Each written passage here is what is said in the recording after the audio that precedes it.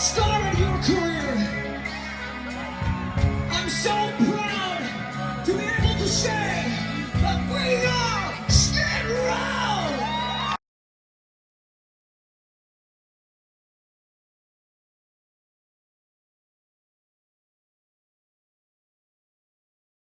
That brings me to my first question. The question that everyone wants to know: where the hell did you find this guy? He was on our radar for a while, in the sense that when he won the Swedish version of American Idol, we got contacted by a bunch of people who saw him doing 18 in Life, and that was put forth to us, and we were like very flattered. Obviously, he did an incredible rendition of it. And then a few years back, we were on tour in Europe, and his band at the time was called Heat, and they were opening for us. They were one of the bands on the bill, so we were aware of him then. And then he, within the last year or so, did another version of 18 in Life, which we were made aware of, and it was really, it was pretty incredible, really flattering, very humbling. And so we kind of, when things came to pass with ZP, we had to make a move, and I believe it was Rachel who said we should check out the kid from Sweden. Right. So we reached out to him, talked to him for a bit, sent them a song, which was "The Gang's All Here," Right. and he sang, got it back to us within a day, within 24 hours, and it was great. And we were like, oh man, like this kid is really for real. So we sent them a couple more songs, and it was great. And we just kept kind of did that. And lo and behold, we were nearly finished with the record while he was still in Sweden. Unbelievable. I know, this is insane. It's insane. Like the record, it's nuts. The record was nearly done. Right. Before we sat with him face to face in a rehearsal studio. So the CD's done. The CD's done. It's done now. Wow. It's done now. Yeah. So picture this process. I mean, we're sitting there, and he flies into New York, and I meet him at the airport, and we're in the airline lounge or whatever, and I'm with him for 2 hours. It felt like 15 minutes, and it felt like I knew this guy forever. He's just that kind of personality. Very, very, humble and inviting and funny and gracious. And I know it's tough to sit there and come up with all those adjectives based upon a 2 hour sit down, but he wears his character very well. And so we got to Las Vegas because we were getting ready to do the residency, and we got in a rehearsal room. We rehearsed twice. It's the first time we've ever played with them. We rehearsed twice. It felt really like we had been doing this with him forever. It was crazy. Like I know that sounds maybe cliche or whatever, but it really, that was the truth. And we kind of looked at each other, all of us, like maybe a verse or two into the first song, which might have been Slave to the Grind, because we had a set list that we had sent him. And so he kind of went down the set list chronologically, and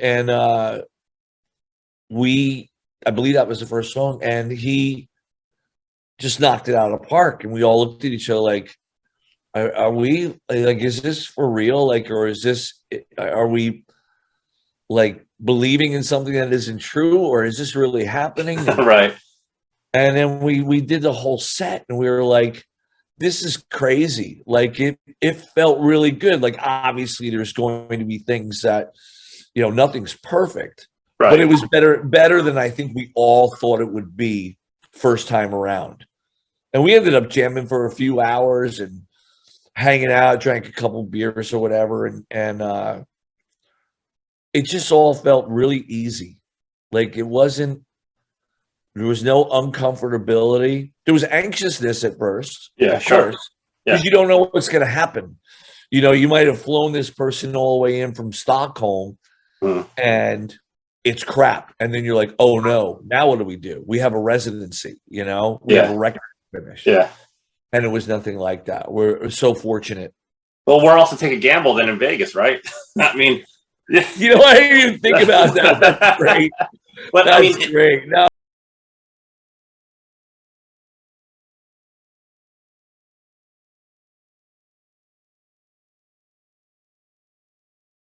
I've been watching all your live stuff from Vegas, and this kid sounds amazing. Like I have friends who grew up Skid Row fans, and we lived with you guys as you guys were making your bones in the 80s and 90s. And I said, you guys got to listen to this guy, and they said he might be the best singer you've no offense to the other guys that you've had come in from the past. He might be the best singer since the original Matt Fallon. Good job, Tim. Good job. I mean, we obviously feel that way. It's this whole thing has been it's sort of like serendipity in some way. I don't know how else to describe it. It's just when the stars align and all that stuff,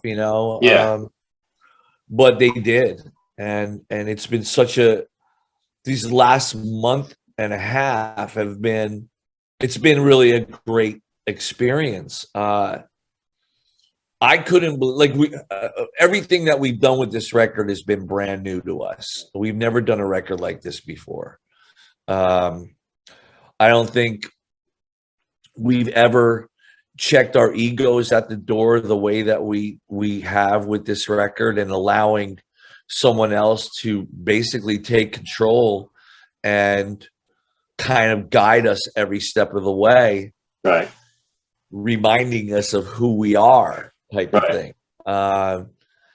You with each successive record, and a lot of bands do this. You don't want to distance yourself from what you've created, but you'd like to expand upon that. Hopefully, move forward in a forward direction. And sometimes you get so far away from what you were, you don't even realize it, because it's been this gradual thing that's been occurring over the course of 35 years. Yeah, right. And it took Nick Raskulinecz coming in as a lifelong fan of our band and saying, I got to remind you who you are, who you guys are as a band, and who you are as songwriters and guitar players and, bass players and drummers and blah, blah, blah, blah. I got to remind you of that, and I'm going to. And so we were like, hey, man, we're at that stage of our lives where you just throw caution to the wind, and hopefully you're confident enough in yourself where you don't have that insecurity of leaving your ego outside in the parking lot. Yeah. And coming in and allowing this criticism to occur, because there was a time for quite a long period of time where we would be writing, and these things were sacred to us in the sense that no one's going to touch it. This is the way that it is, and not that we were like dictatorship or anything like that, but we were very, very protective of what we were creating.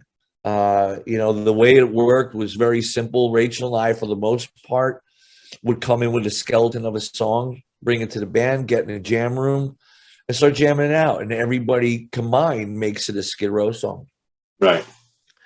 But if anybody outside of that circle came in and started going blah, blah, blah, this and that, it would take a very significant person for us to allow to do that. And we did that less and less as we went on, to be honest. So this time, collectively, we're all like, look, man, whatever this guy says, let's just put our trust in him. That's the hardest thing, because Rachel had become really good friends with him.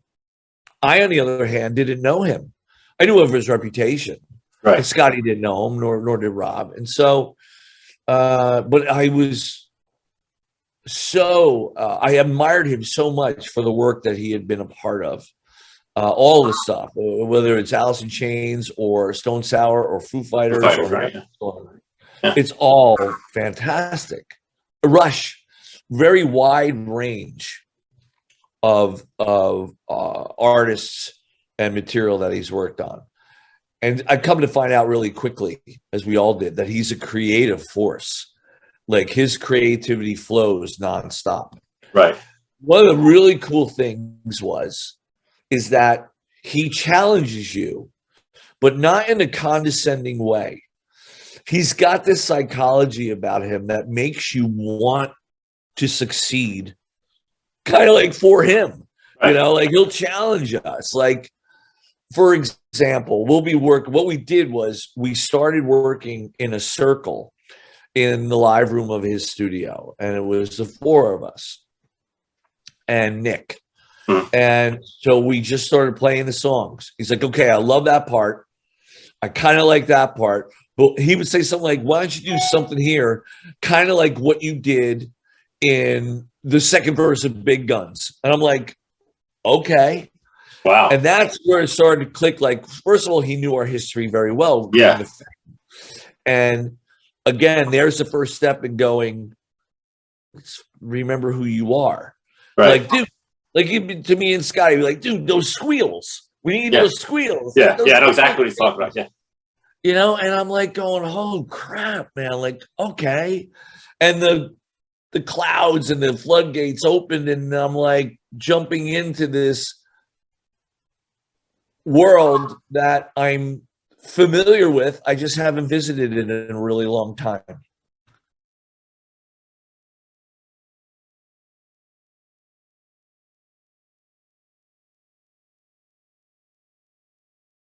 How was he received out in Vegas? Like, how was Erik received by the crowd? I mean, the first night, the first half of our set was people kind of going, what's this all about? Yeah. By the time we were at Monkey Business, which is the third to last song, and we started Monkey Business, I knew that we had them. Right. We all knew it. We all felt it. And at the end of Youth Gone Wild, everybody was on their feet.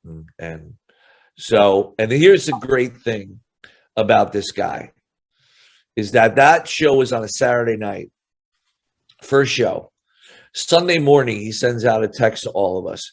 Can we all get together and discuss last night's show? You guys let me know what I did wrong and how I can improve and what is it that you need from me as a front man. And I was like, that shows so much.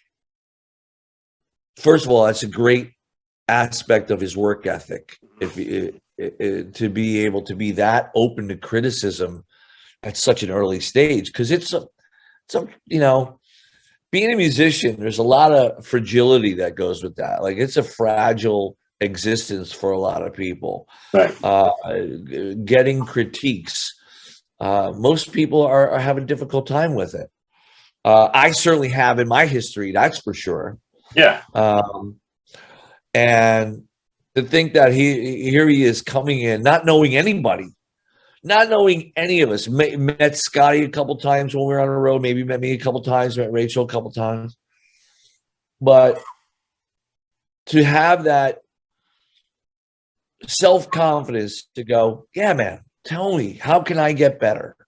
How can I be a better frontman for Skid Row? What do I need to do? What did I do wrong last night? Let's go through it.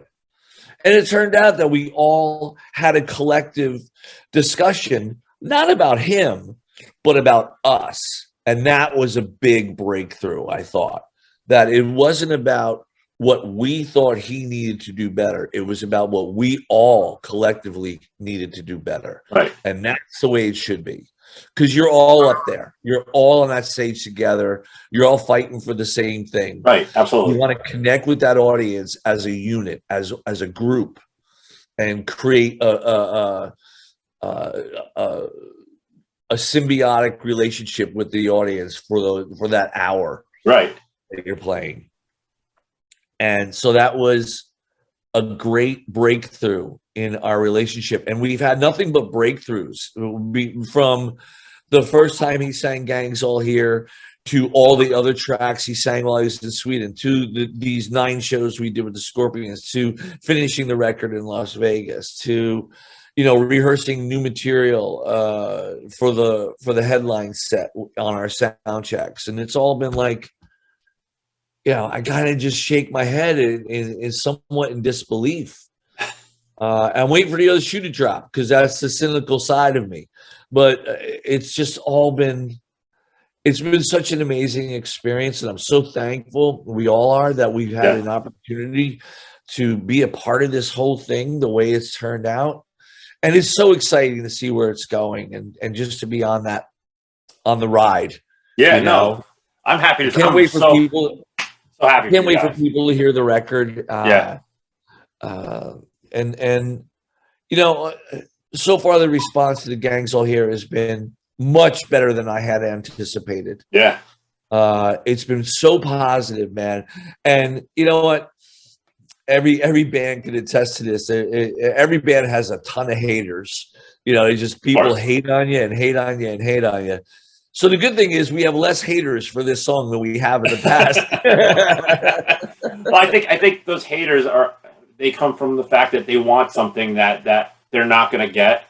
But maybe those questions will stop. Maybe the request for this reunion will stop, and because you have a singer that sounds like this guy, and he's just as good. He's young.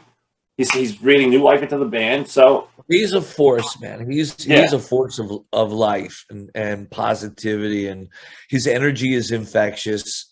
It's good. He's a pro, man. He knows what he's doing up there. This isn't like, you know, it's not like a kid that came out of the garage, you know, a month ago and or anything like that. He knows what he's doing. I can't wait to see you guys. I can't wait to see him live or open for you guys. Who knows? You know, it's happened before. So yeah, absolutely.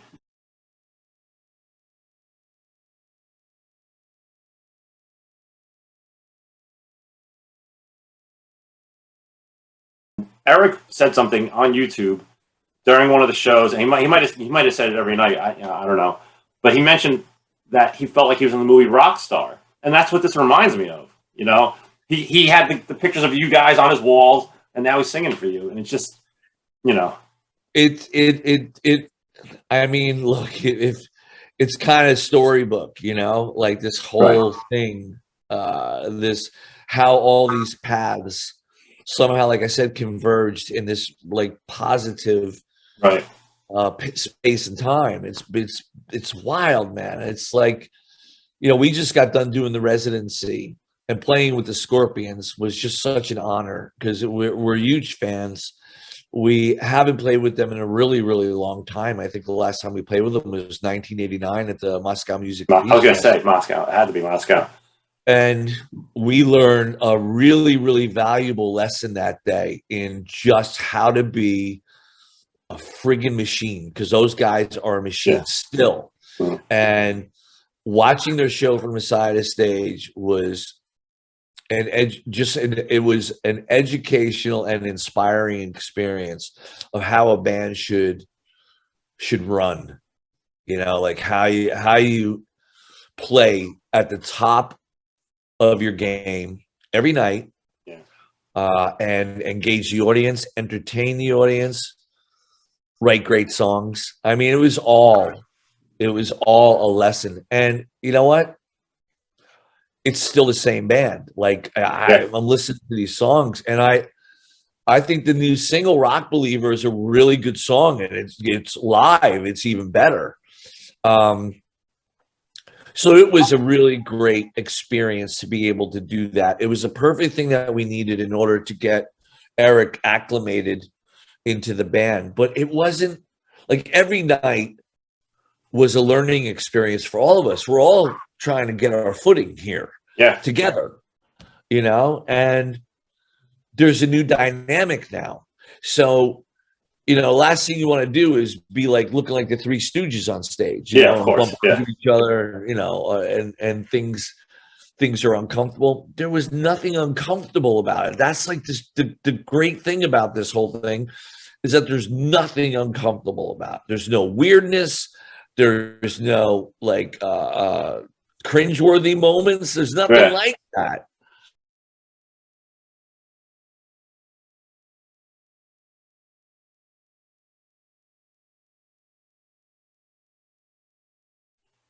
So with the CD's coming out October 14th, right?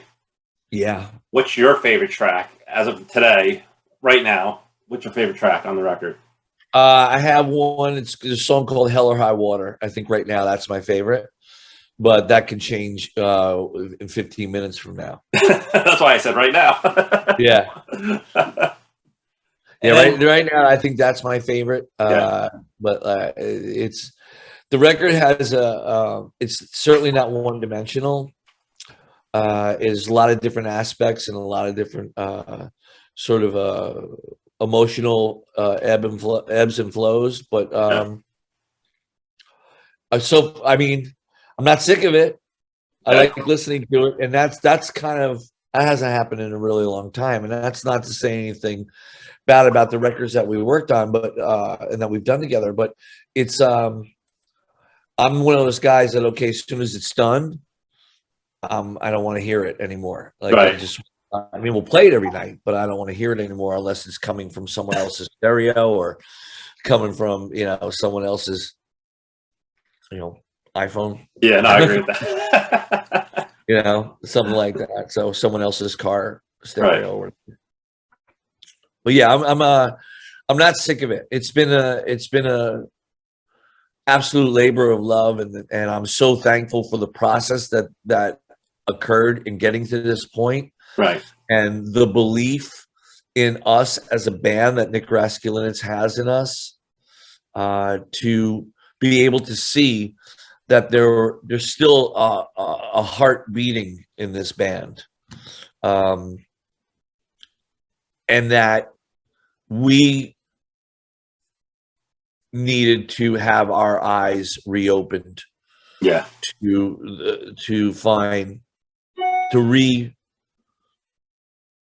acquaint ourselves with the heartbeat of what Skid Row is.